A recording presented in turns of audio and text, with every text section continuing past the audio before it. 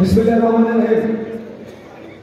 বাংলাদেশ জাতীয়তাবাদী দল মুন্সিগঞ্জ জেলা শাখা আয়োজিত কেন্দ্র কর্তৃক আয়োজিত আজকের এই রাষ্ট্র অবকাঠামো মেরামত 31 দফা দাবি প্রসঙ্গে দীর্ঘ সময়ে এই আলোচনা সভার সংগ্রামী সভাপতি, আন্দোলন সংগ্রামের একজন পরিচিত নেতা জনাব কামরুজ্জামান রতন মঞ্চপুরুষ আছেন, বাংলাদেশ জাতীয়তাবাদী দলের সম্মানিত ভাইস চেয়ারম্যান জনাব ডক্টর আসাদুজ্জামান রিমন,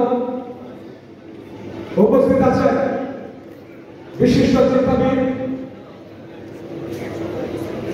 আমাদের সাবেক সম্মানিত সচিব, আমাদের প্রান্তীয় নেত্রী সম্মানিত উপদেষ্টা জনাব ইসমাইল জহুরুল্লাহ, আমাদের ঢাকা কলেজের সাবেক ভিপি, জাতীয়তাবাদী দলের স্বেচ্ছাসেবক বিষয়ক সম্পাদক মীর সরকার শোভু,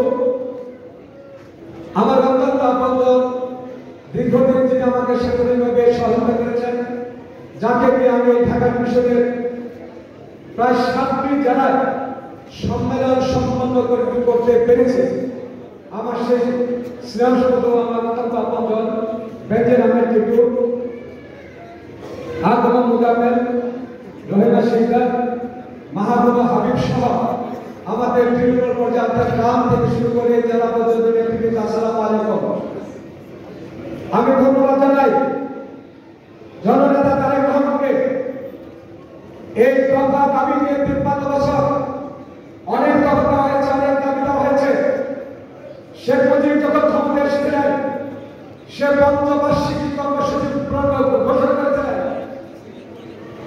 জিয়াউর রহমান যখন ক্ষমতায় এসেছিলেন, উনি যখন কর্মসূচি ঘোষণা করেছিলেন। শেখ হাসিনা যখন ক্ষমতায় এসেছিলেন, ডিজিটাল বাংলাদেশের কথা ঘোষণা দিয়েছিলেন। আজকে যদি আমরা সেই তিনটা যুগের চিন্তা ভাবনা করতে চাই, সেই শেখ মুজিবের স্বৈরাচারী শেখ মুজিব পঞ্চবার্ষিকী ঘোষণা দিয়েছিলেন। সেই পঞ্চবার্ষিকী ঘোষণার মধ্যে তিনি বলেছিলেন দেশের অবকাঠামো, দেশের উন্নয়ন, বাংলাদেশের গণতন্ত্র রক্ষার জন্য তিনি পঞ্চবার্ষিকী উন্নয়নের জন্য পঞ্চবার্ষিকী ঘোষণা দিয়েছিলেন।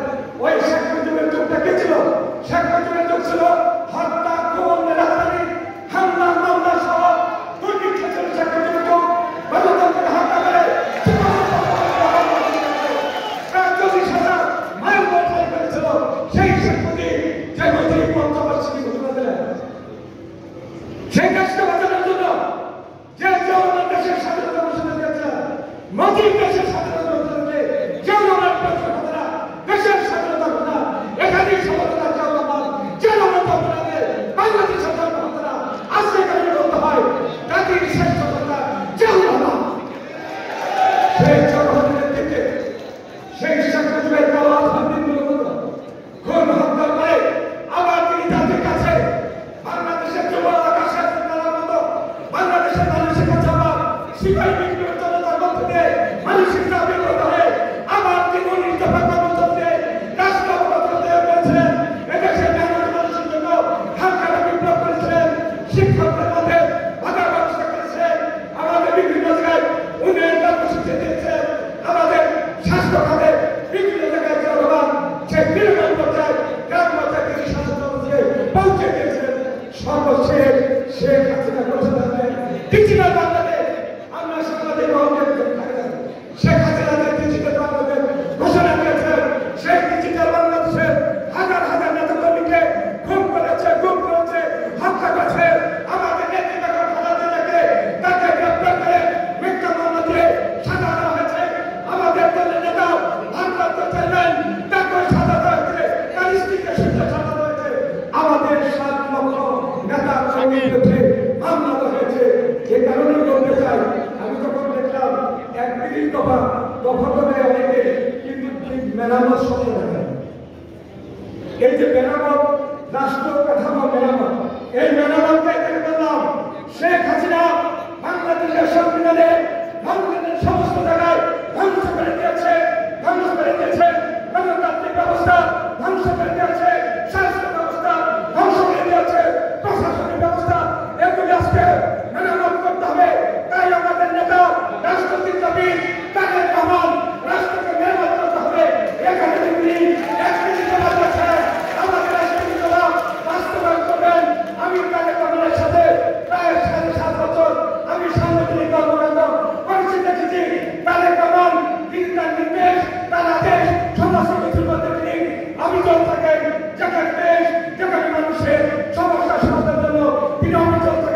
তিনি কথা কাজের মধ্যে একত্র ঘোষণা করেন।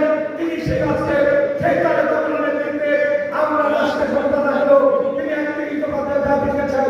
এই দাবিটা জনগণের দাবি, এই দাবিটা বাংলার রাষ্ট্রের দাবি। আসুন আমরা ঐক্যবদ্ধ হয়ে তার একত্রিততা গ্রামে গঞ্জে ঘরে ঘরে পৌঁছে দিই।